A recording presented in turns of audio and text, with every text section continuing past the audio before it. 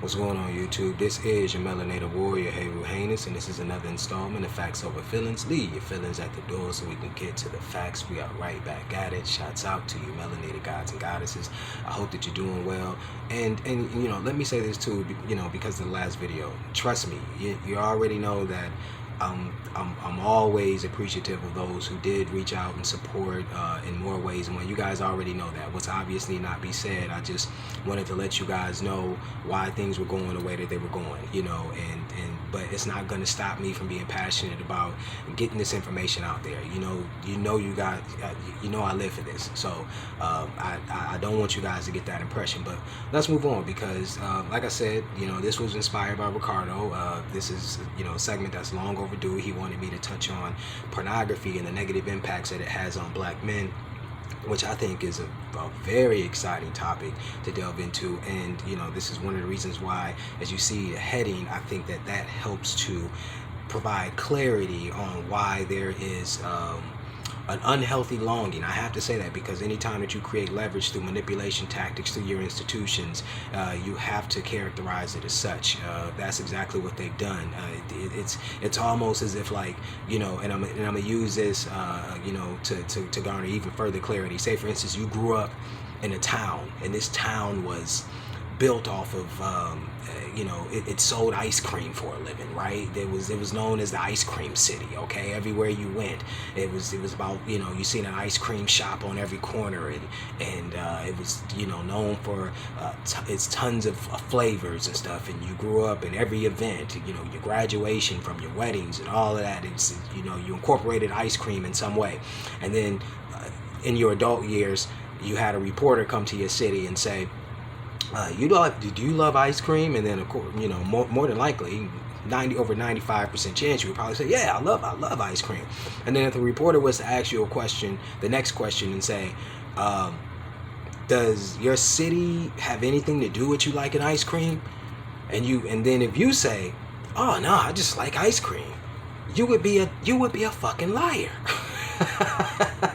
This is this whole nature versus nurture argument, just to show you how powerful your environment is.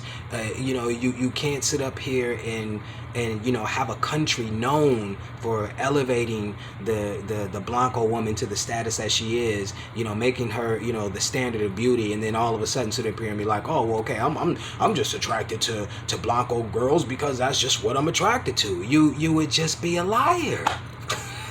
You would be a liar. You know, so we understand that this is what it is, and then we're going to show you, oh my goodness, of how important it is to control the image of your people first and foremost. And then we're going to go over some fundamentals to see how much we really actually know about sexual energy, because as you always know, we pride ourselves on facts over feelings. And so we're going to disseminate the facts, and then, you know, after this segment, and this may extend into another segment, we're going to see whether or not you still draw the same conclusions, because most of us may realize at the end of it, we may have had a myopic view or outlook about sexual energy and, you know, in general. So let's go over some of the fundamentals, you know, before we get right off into it, because this is the thing. We have to understand that this earth is sexual energy. This earth is built off of sexual energy, and you must understand that. So when we talk about even just human beings do two things that are just wrong, flat out wrong. One, we think because we are oversaturated and overwhelmed by, you know, sexual content, graphic images, and all of this different stuff, that we know sexual energy, right? And we know what to do with it and know what to do about it, right? Know how to keep it under control. But obviously, as we can see in our society, that's not the case. But let's just say, for instance, you know, generally speaking, that's how most people assess it, right? And then two, that we feel as human beings, we have a monopoly over the energy. Like, we're the only ones out here fucking. Or we're the only ones out here utilizing the sexual energy.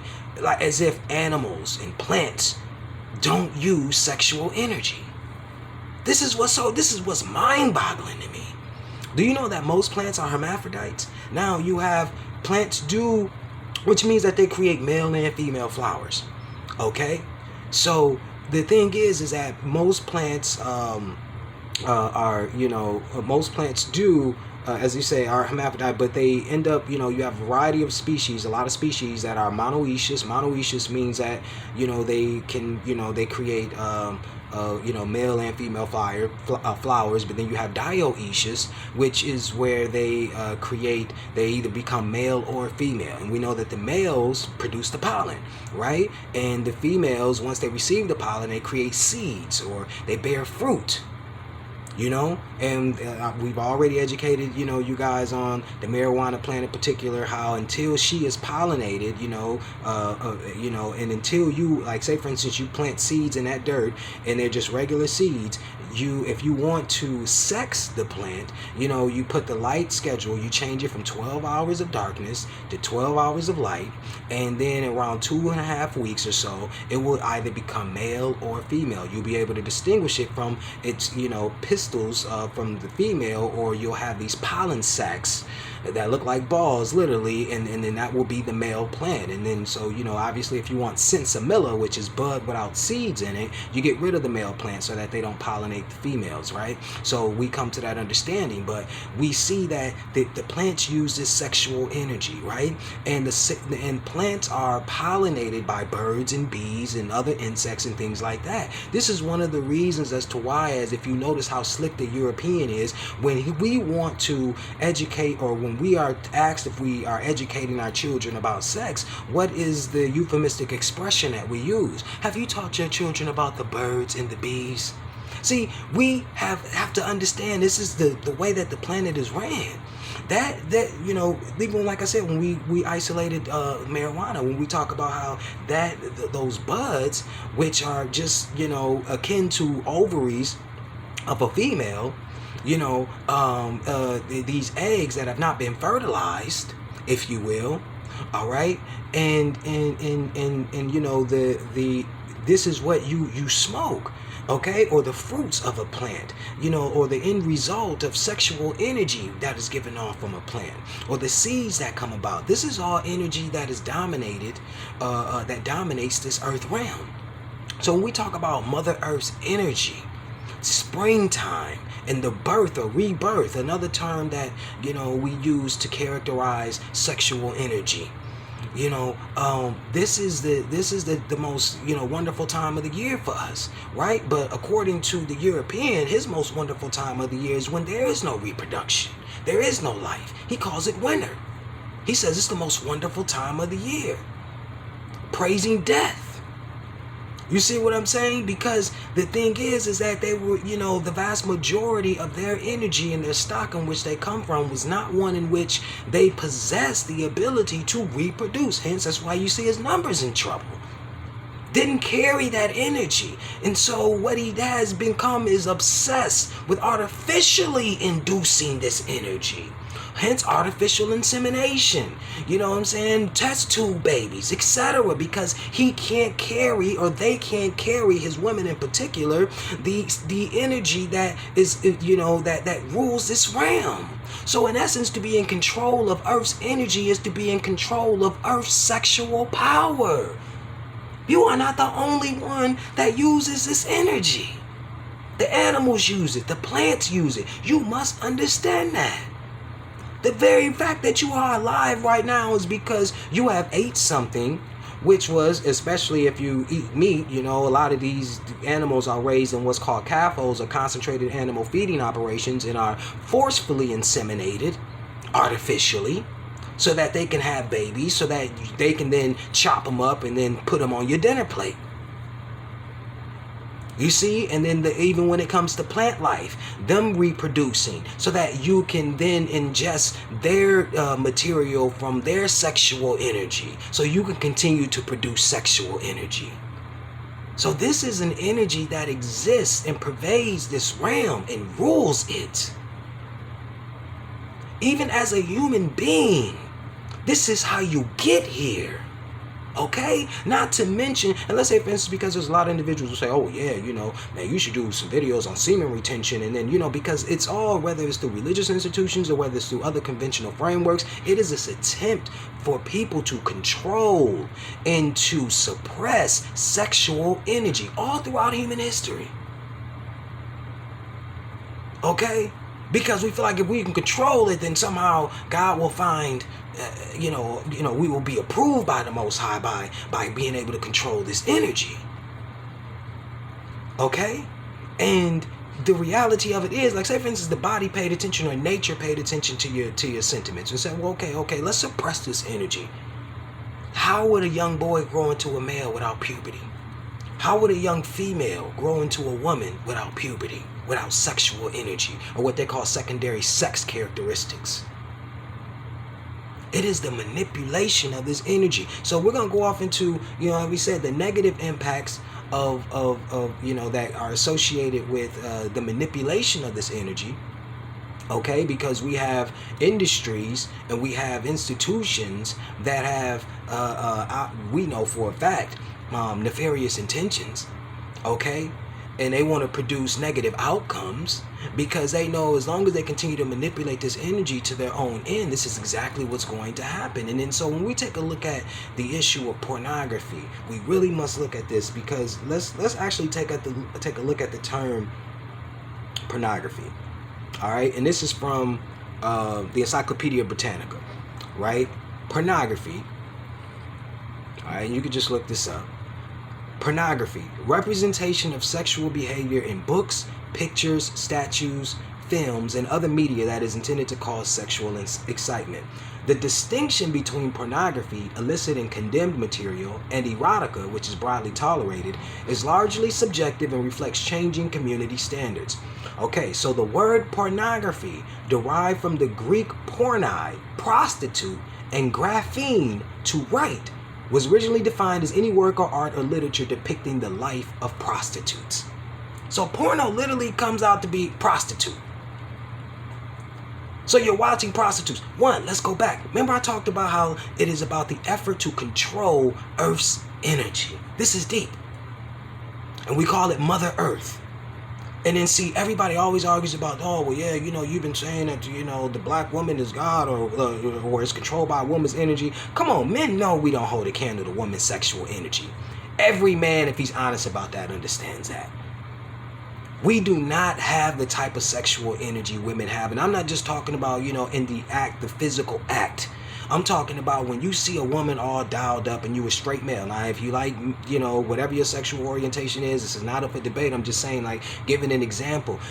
Even if your sexual orientation differs, you cannot deny the fact. First of all, it means if you watch porno is the word for prostitute. If you look up prostitutes, who pops up? Is it a male? Does a male pop up when you look up prostitute? No, a female does. Anytime you look up the term pornography, I don't give a fuck how many sites they direct you to, more than likely it's over a 95% chance you're going to see a female first than anything else.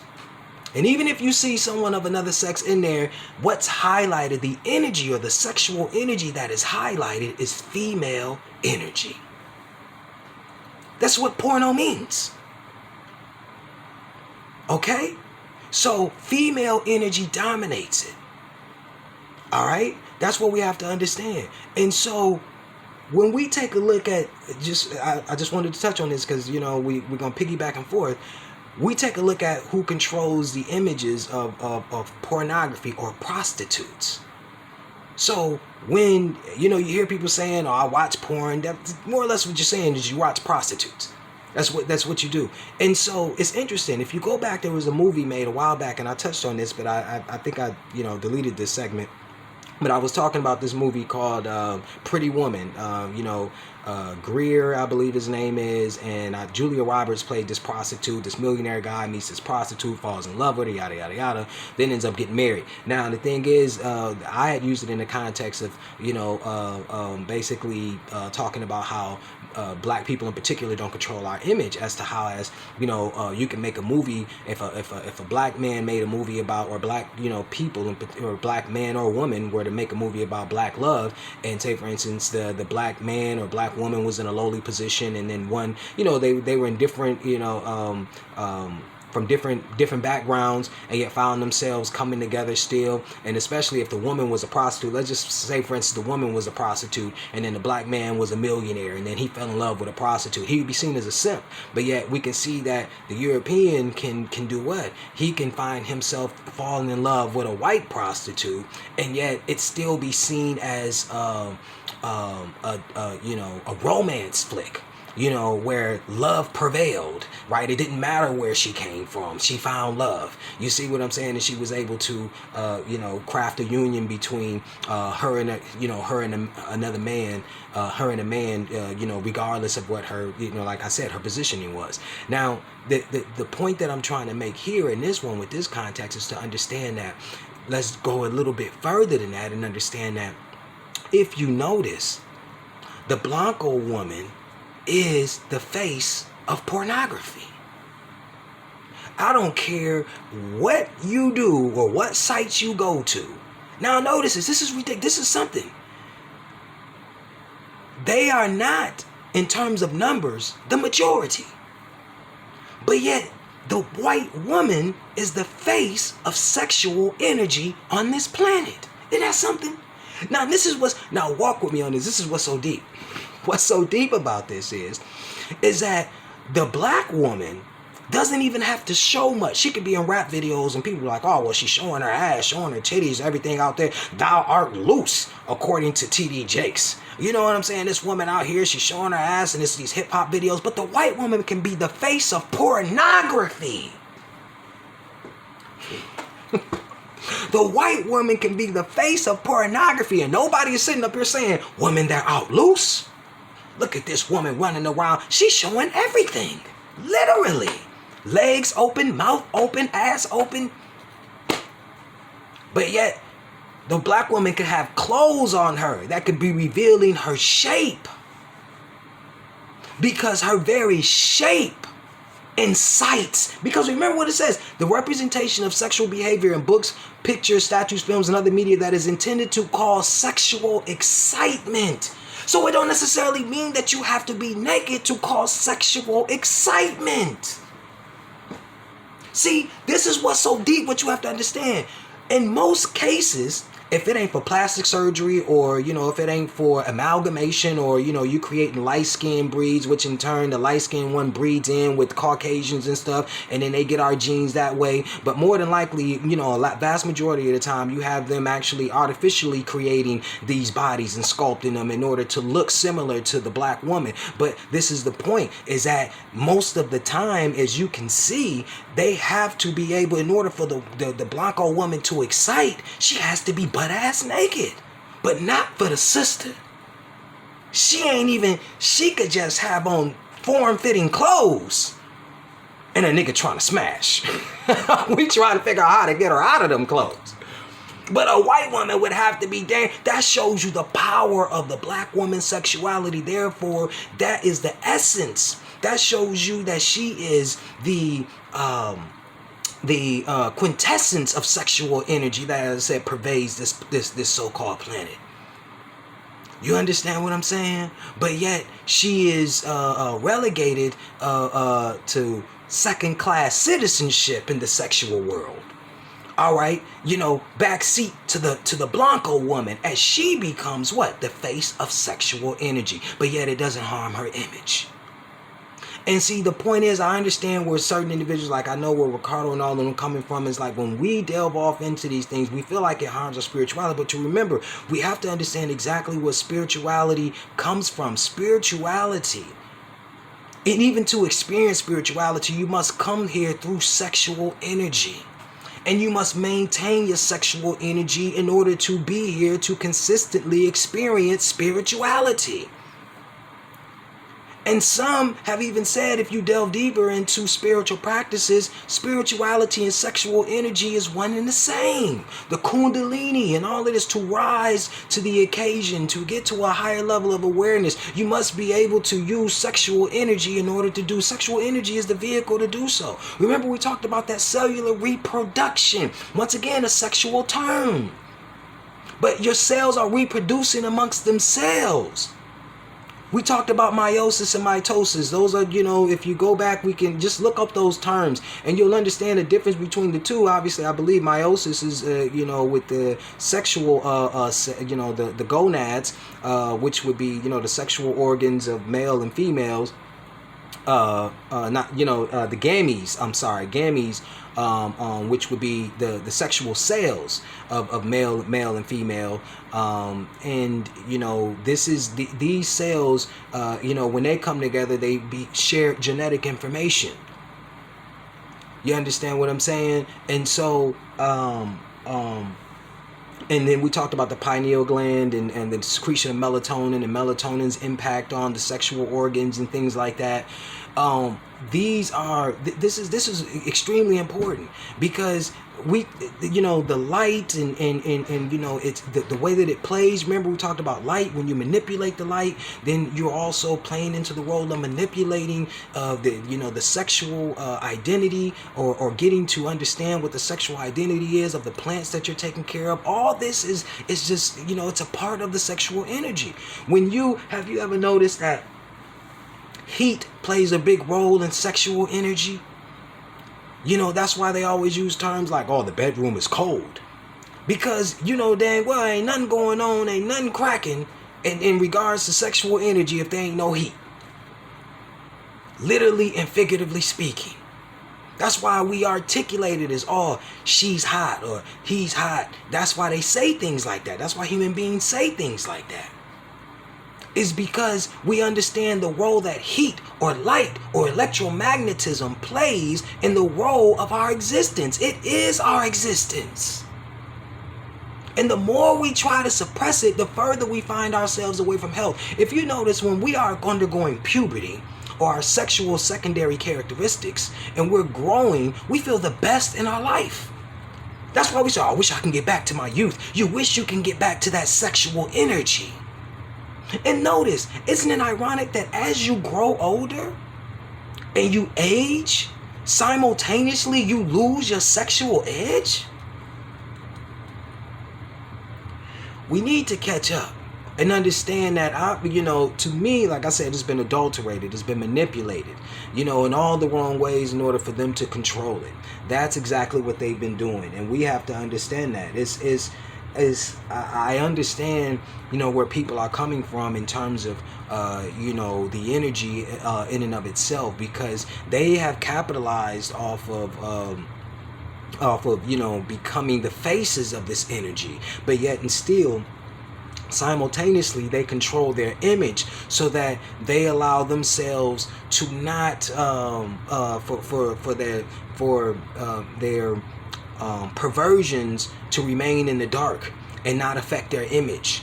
You see what I'm saying? And so, true enough, what happens is that in combination with them controlling the schooling system, which we already know that's a haven for sexual misconduct too as well, for the young black boy and the young black girl come into contact with the white female, okay, and then through TV, news, and media and entertainment, they condition the young black girl and young black male to become acquainted with what is the true standard of beauty in their eyes, which is blue eyes, blonde hair, and fair skin.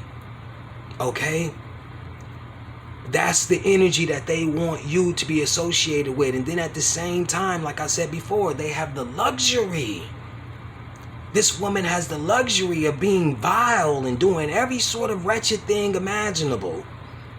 And yet, in society, she's seen as wholesome. Oh, she's innocent. She's never do it. Then soon as you research, two chicks doing it, white women pop up.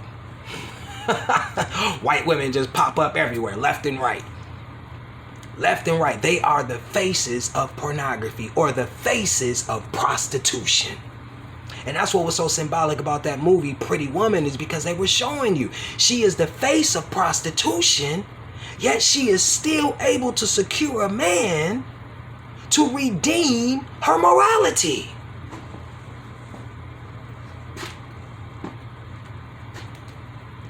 And so you wonder why there is this attraction. Because subliminally what it is putting into the mind of black men is that, oh, this is the freak in the bed, but the woman by day. Whereas the black woman's sexuality is perverted and she's just a freak all the time. She can't help but shake her ass everywhere she goes. She can't help but because her whole motion, they make it as if her whole personality is consumed by it all. Because remember, her physical self can excite. That's why they, most religions, want our women to be dressed down, because it's they figure they ain't gotta even be naked. They could just wear something form-fitting. A white woman can wear something tight as all get out. If she doesn't have a shape, because remember, traditionally speaking, white women didn't have shapes. So she can be and it didn't excite, it didn't encourage any, sexual arousal. You see what I'm saying? And so she had to be naked in order to encourage that. If, back then, if it was at all possible. And so we got to understand that this is something that is not, is not new as well. Because, see, when, we go to Psychology Today, which this was posted on July 2nd, 2020, the evolution of pornography, the medium may change, but the needs of our species do not. And Robert Weiss, PhD, MSW, Love and Sex in the Digital Age. I want to go to, parts in this article. It talked about how, in the early, I know a lot of you may know about the 1920s. They were called stag films. Now, mind you, and this European always naming his sexual exploits after animals. Stag is a male deer, doggy style. All of this just animalistic behavior. And then we already know how, obsessed they are with fucking animals and stuff too, and then because of course we, have found ourselves delving into their cultures. A lot of our people are now participating in these things too as well. In the 1920s, that's what they used to do. You had the advent of film, photographs, and I think the 1800s, 1820s, and then become commercially viable to, I believe, to the 1860s. But with the advent of technology, if you notice, as technology advanced, so did the accessibility of pornography, because it is human nature. Okay? If you notice, the more we create, the more sexual energy becomes accessible. This is deep. So he goes on to say, in 1991, the year the World Wide Web went online, there were fewer than 90 different adult magazines published in America. And you've been hard-pressed to find a newsstand that carried more than a dozen. Just 6 years later, in 1997, there were about 900 pornography sites on the web. Today, the filtering software CyberSitter blocks 2.5 million adult websites. If that doesn't qualify as an explosion, I don't know what does. Let's go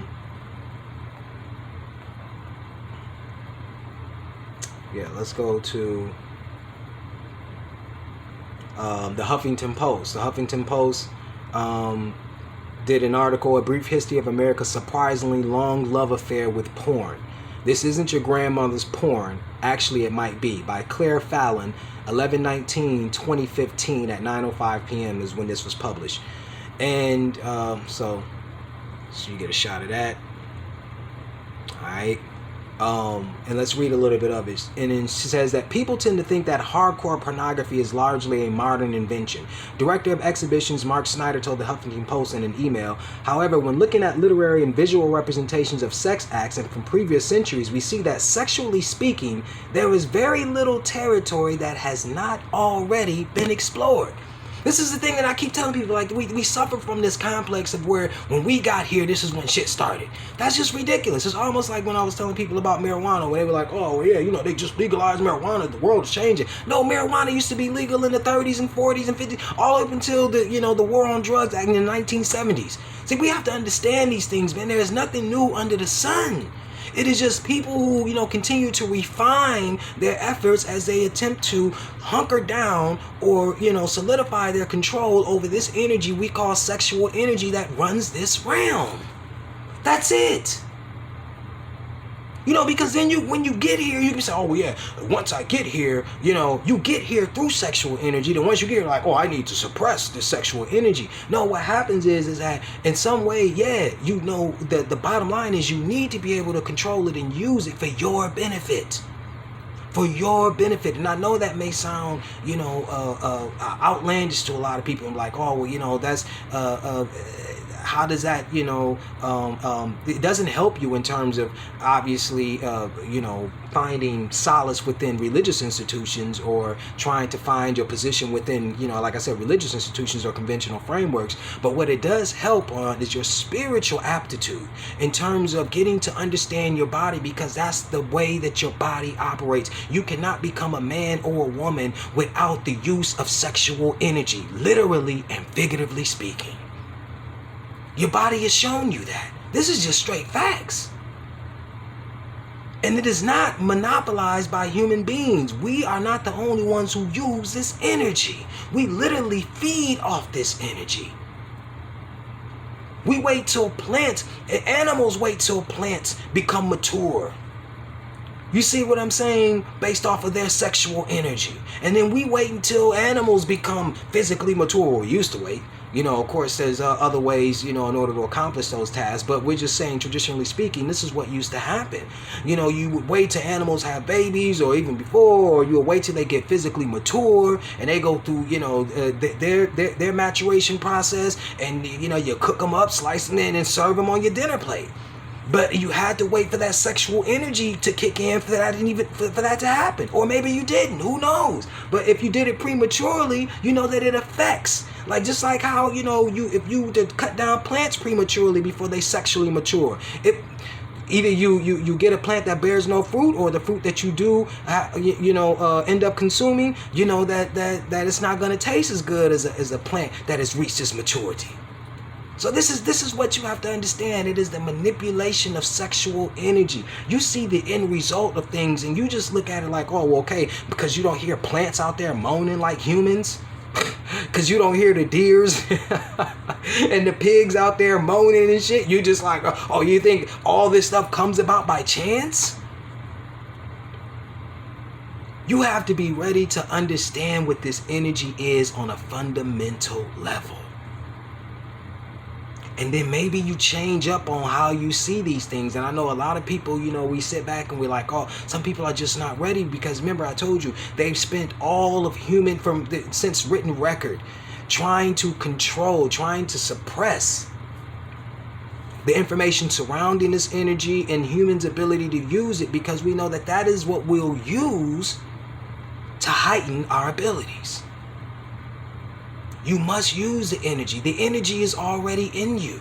Some people are like, oh, I can stop it. Yeah, I don't think that you can. Then we'll go off into the second segment. We'll talk about what's called nocturnal emissions, or you guys know them as wet dreams. So it's going to be a lot of things to show you. When you fight against the body will fight back against you, because it is its natural form of energy, because it is the energy that rules this realm. Heru, Hainus, let's get ready for part 2.